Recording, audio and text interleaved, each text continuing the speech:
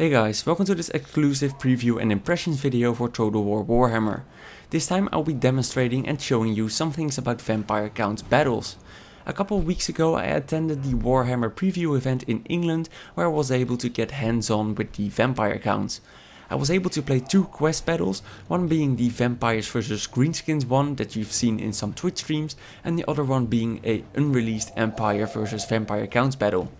Besides that, I was also able to play 40 turns of a Vampire Counts campaign, which made me able to play some random land and siege battles as well.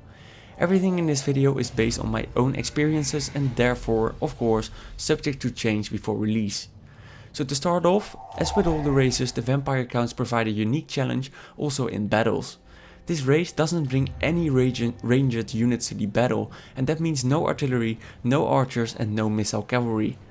This is made up for though with an insane variety of creatures and monsters, including some of the best flying units in the game. Some of their units are also able to strike down the most heavily armored opponents and are very difficult to hit without some form of magical attack. These powerful monsters are usually supported by large hordes of undead, including zombies, skeletons and other child nightmares. A key feature of the vampires is the fact that their units are not able to rout. They will never run. They will either fight or die, literally.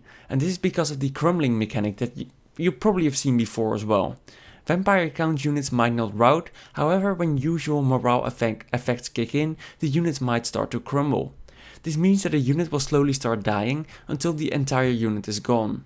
This will create some really interesting situations. A battle that looks like an easy victory might turn around instantly when, for example, the Vampire Lord dies, as his entire army might crumble as well, turning into dust instantly.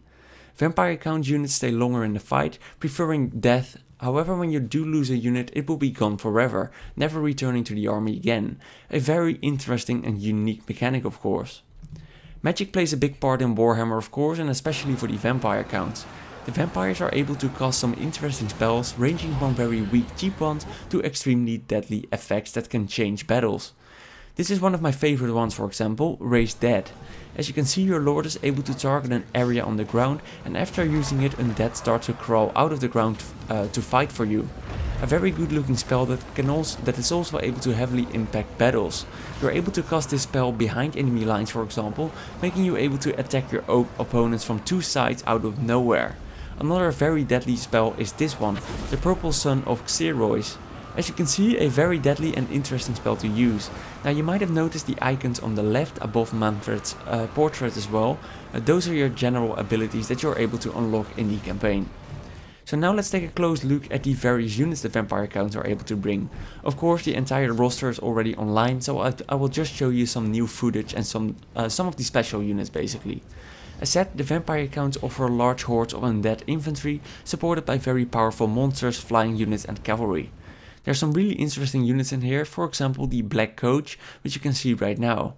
To be honest, I have no clue what it does or how it will work in battles, however the unit just looks amazing in my opinion. The same goes for some monsters like the Varghulf, which is a unit I actually got to use in my preview battles. This guy was a complete beast there, destroying everything that came in its way, including enemy gates. It can just smash through gates, making your units able to get into cities easily without towers or anything else. The Vampire Counts are also able to bring some of the best flying units in the game, and some of them can be seen in this epic charge on some Empire soldiers. These terror guys look like they pack a big punch, and I can't wait to perform some airstrikes on some smelly orcs as well. I'm also able to show you some fighting and charging animations in general, and you might note a significant change here compared to the recent Total War games. Fighting animations are not synced with the enemy units anymore. This means that units are no longer waiting to lock on to the enemy target. In Warhammer they are just slashing and hammering around, not having to sync with the enemy. Technically this may sound like a setback to Rome 1 or Medieval 2, but I have to say that it looks a lot better. Battles look way cooler compared to Rome 2 and Attila because of the constant fighting and action going on, no more units just waiting to get a random heart attack. I have to admit that I had a hard time playing Warhammer for the first time as well. This game will be a lot more challenging in the early days, I'm pretty sure, because of all the extra additions you need to pay attention to, especially magic. In Rome 2 and Attila, you just had to worry about your basic types of units and some abilities. In Warhammer, you got flying stuff, magic, monsters. I just kept forgetting about magic. However, I got the hang of it after a while, of course. You will get used to it, but there's just so much to pay attention to in this game. To me, it really felt like the battles were a lot more unique and special. You could play every battle differently according to which spells you used and how you use your units, etc. The maps also looked amazing. Warhammer just gives CA so much freedom. Every single map I played looked gorgeous, both the land and siege battles. I even got to see some vampire and dwarven city maps and they just looked beautiful. From a technical standpoint, the game ran perfectly as well. However, we were playing on some very high-end PCs, of course, and I couldn't find any notable bugs or glitches as well, so the game felt very polished for such an early build.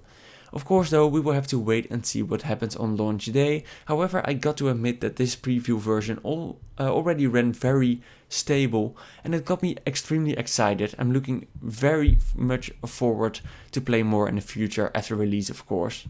If you have any questions about Warhammer, be sure to leave them in the comments down below and I'll be sure to give you an answer if possible.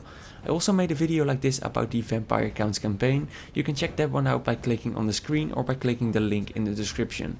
I would like to thank CA for all their support and of course you guys for watching, and I will hopefully see you all in the next one. Bye bye.